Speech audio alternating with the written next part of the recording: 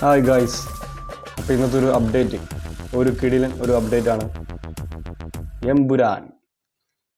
എമ്പുരാൻ്റെ teaser കണ്ടു. 2 minute 23 സെക്കൻഡാണ്. എനിക്ക് ആദ്യമേ എന്താ പറയുക, വലിയ പ്രതീക്ഷയില്ല. ലൂസിഫറിൻ്റെ 2ാം ഭാഗം ആ രീതിയിലാണ്. എന്നെ സംബന്ധിച്ചത് ലൂസിഫറും എനിക്കിപ്പോഴും ഒരു ആവറേജ് സിനിമയാണ്. പിന്നെ പൃഥ്വിരാജിൻ്റെ ഒരു ഡയറക്ഷൻ ഉള്ളതുകൊണ്ടാണ് പടം ഹിറ്റായത്. പിന്നെ ഇപ്പോൾ ചിലവർ പറഞ്ഞ പോലെ അധികം ട്രോളറില്ല, ഉള്ള കാര്യം പറയുള്ളൂ. ഇപ്പം ടീസറിലൊരു ഒപ്പീനിയനാണ്.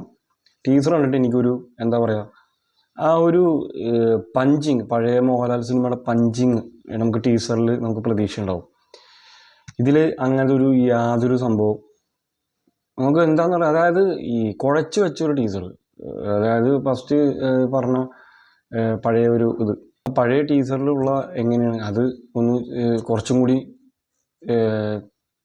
തേച്ച് മിനുക്കി ഇപ്പം ഈ ടീസറിൽ അതേപോലെ കൊടുത്തു. എന്നിട്ട് അതിൻ്റെ വേറെ ലെവലിൽ സാധനം, അതായത് ഇവർ ചെയ്യാൻ നോക്കിയാണ് ഖുറേഷി എബ്രഹാമിൻ്റെ ഒരു സ്റ്റില്ല്.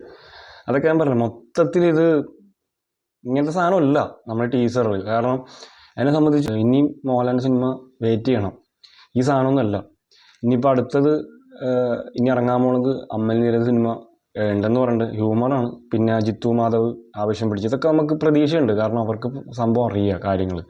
പൃഥ്വിരാജിനെ സംബന്ധിച്ച് പൃഥ്വിരാജ് ഡയറക്ഷൻ അറിയുന്നല്ല, ഇതിൻ്റെ സ്ക്രിപ്റ്റിൽ ഒരു പോരായ്മയുണ്ട്. നിങ്ങൾക്കിത് പറയുമ്പോൾ ഞാനൊരു ട്രോളാണ്, ഇവൻ മമ്മൂട്ടി ഫാനാണെന്നൊക്കെ പറയും.